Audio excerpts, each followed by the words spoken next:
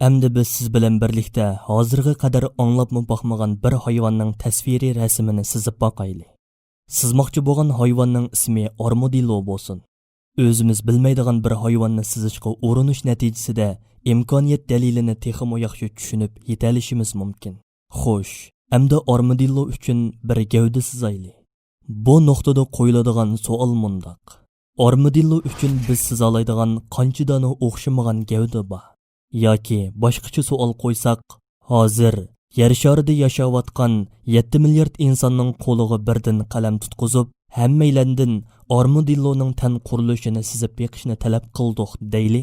Hozirgacha armadilloni ko'rib boqmagan insonlarning hammasi bir-biriga o'xshamaydigan bir gavdani sizmay qolarmi? Albatta shunday qiladi. Hamda hech kimning sizg'ini yana birining sizg'iniga o'xshamaydi. Masalan, biri onun boy egizligini 5 metr sizsa, yana biri 5 santimetr sizishi mumkin. Biri to'g'riligini 1 metr qilsa, yana biri 5 santimetr qilishi mumkin. Biri bu hayvonni 4 putliq deb tasavvur qilsa, yana biri 2 putliq deb tasavvur qilishi mumkin. Biri rangini qizil desa, yana biri yeshil deyishi mumkin. Bir vücudning sanab tugatkili bo'lmaydigan darajada ko'p xil bo'lish ehtimoli bo'lg'ashqa 7 milliard inson armadillo uchun 7 milliard xil vücud sizib chiqishi mumkin. Agar har bir kishidan o'xshamagan 2 vücud sizish talab qilinsa, bu chaqda armadilloning 14 milliard o'xshamagan tasviriy rasmi sizilishi mumkin. Endi armadilloning yuzini sizib boqaylik. Bu nuqtadagi savolmo yanada o'xshash. Acaba armadilloning qancha xil yuzi sizilishi mumkin? Buning javobimi o'xshash. Cheksiz sonda yuz sizilishi mumkin. Chunki yanada 7 milliard kishidan armadilloning yuzini sizib beqishini talab qilganimizda, har kim yana biri sizg'iniga o'xshamaydigan bir yuz sizidi. Biri burnini uzun sizsa, yana biri qisqa sizidi. Biri quloqlarini beshining yon tarafida qilsa, yana biri ustida qiladi. Birining sizg'inining og'zida 5 tishi bo'lsa, yana birining 10 tishi bo'ladi. Hech qachon ko'rib boqmagan bir hayvon uchun sizilish ehtimoli bo'lgan cheksiz yuz va sanab tugatkili bo'lmaydigan ko'p xil ehtimollik mavjuddir. Endi armadilloning boshqa a'zo va organlarini sizib boqayli. Uning qo'l-putlari qandoq bo'lsa muvofiq bo'la, barmoqlari qandoq bo'lsa yaxshiroq bo'la. Mushularga o'xshash boshqa a'zolari-chi? Bu nuqtadami yana o'xshash savolni qo'yamiz. Acaba armadilloning qancha dona o'xshamagan organ va a'zolari sizilishi mumkin? Buning javobimi o'xshashdir. Albatta bir-biriga o'xshamaydigan cheksiz a'zolar siziladi. Chunki biri qadam sizsa, yana biri sizmaydi. Biri putining uzunligini 1 metr qilsa, yana biri sizg'inining undoq puti yo'q. Armadillo bir o'milguchi hayvon bo'lib chiqadi. Biri uning barmoqlarini 3 qilsa, yana biri 5 qiladi. Mushuninga o'xshash cheksiz imkoniyatlar ichida har kim armadilloning farqli a'zo va organlarini sizishi mumkin. 7 milliard insonning har birining qo'lida qalam bor deb faraz qilsak, 7 milliard o'xshamagan a'zo va organ tasavvuri o'ttirg'i chiqadi degan gap. Endi armadilloning sifatlarini bekitib boqayli. Ya'ni u jasur bir jonliqmi yoki qo'rqinchoqmi? Agar u jasur bo'lsa, jasorati qanchalik? Ajaba u osti harakat qilamdi yoki tezmi? Agar tez harakat qiladigan jonliq bo'lsa, eng yuqori tezlik sur'ati qanchalik? Ajaba u hurun jonliqmi yoki ishchanmi? Agar hurun jonliq bo'lsa, qanchalik hurun? Mana mushularga o'xshash uning butun sifatlarini bir-birlab tanlab, biz tanlagan har bir sifatning darajasini bekitib boqayli. Demak, oldimizda armadillo uchun tanlanadigan yuzlagan sifatlar bor. Har bir sifatning yana yuzlagan darajalari ichidan tanlanadigan bir darajami bor. Bu nuqtada mundaq bir savol tug'iladi. Hozir dunyoda yashayotgan 7 milliard insonning oldiga armadillo uchun tallashga bo'ladigan yuzlagan sifatlarni qo'ysak, hamda ulardan bu jonliqning sifatlarini va mazkur sifatlarning darajalarini bekitib beqishni talab qilsak, o'xshamagan 7 milliard natija o'ttirig'i chiqmasmi? Albatta shundoq bo'ladi. Demak, tanlanadigan sifatlar uchunmi cheksiz ehtimolliklar mavjud. Biz armadilloni sizishga uringanimizda uning uchun sizilish ehtimoli bo'lgan milliardlagan farqli gavda, yana milliardlagan farqli yuz va milliardlagan farqli organlar o'ttirg'a chiqdi. Bulardan sirt yana uning uchun tanlashga bo'ladigan cheksiz sifatlarmi bor degan gap. Mushundaq cheksiz ehtimolliklar ichida turib qaraydigan bo'lsak, oldimizda bir armadillo bor. Ya'ni kelib oldimizda turg'ini uning rasmi emas, dal o'zi. Uning uchun eng mukammal gavda tanlangan. Uningga eng chiroyli yuz berilgan.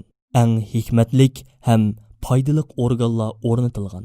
Hayotining davomlashishi uchun ketarlik bo'lgan alohidaliklar berilgan. Ajaba mushundaq ahvolda, mushundaq cheksiz ehtimolliklar ichida eng go'zal va eng hikmatlik imkoniyatning tanlanishi bir tanlovchi, bir bekitguchi va bir taqsimligüchining ishi bo'lmay, bir tasaddibilikning natijasi bo'lishi mumkinmi?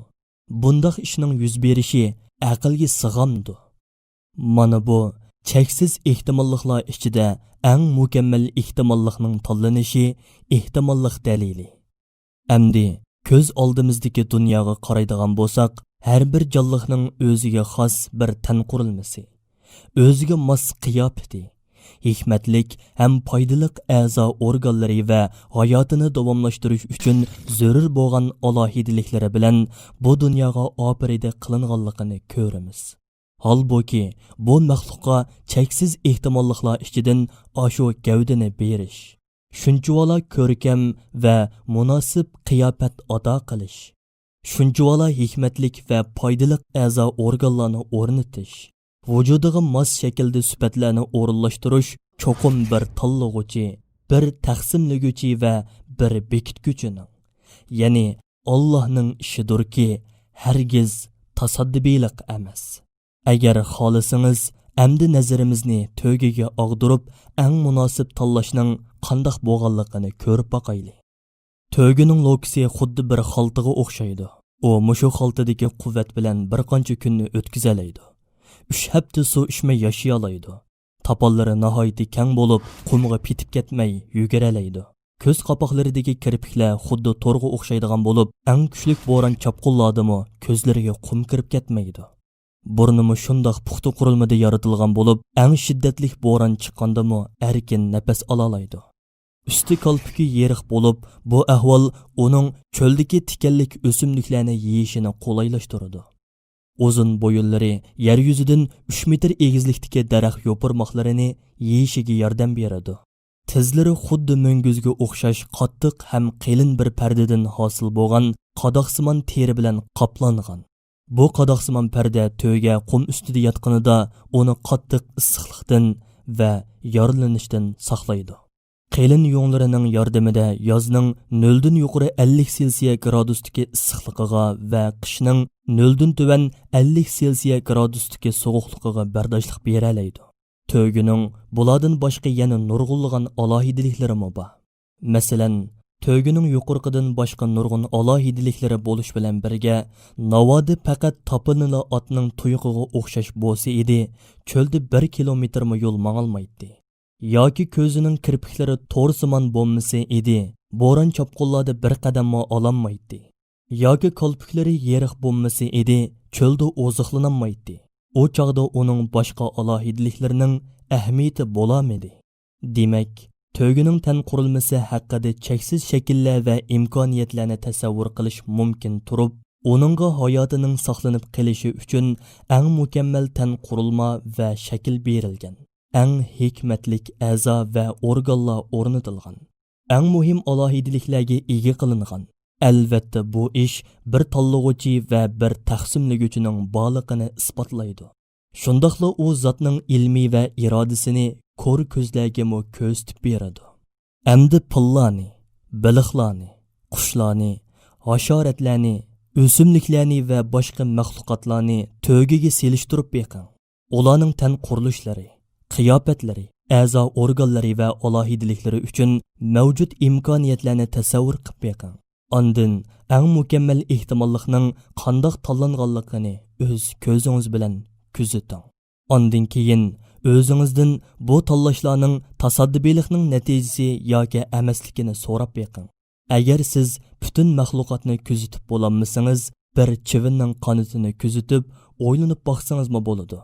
Chivinga o'rnatilish mumkinchiligi bo'lgan necha minglagan qanotlar bor turib, uning tan qurilmasiga eng munosib qanot tanlangan. Uning ustiga bu qanot faqat bir tal chivin uchunla emas, yaratilgan barliq chivinlar uchun o'xshash shaklli qanot berilgan. Ajaba, necha minglagan qanotlar bor turib, eng mukammal ham eng munosib bo'lganining tanlanishi va buning barliq chivinlarga o'rnatilishi tasaddibilikning natijasi bo'lishi mumkinmi? Endi biz bu misollarga qarab ehtimollik dalilini munda xulosalab boqaylik. Bu olamdagi har bir maxluqning o'ziga xos bir tan qurilmasi bor. Hamda u tan qurilma uchun cheksiz ehtimolliklar bor turib, eng go'zal ehtimollikning tanlanishi bir tanlag'uvchining borlig'ini isbotlaydi.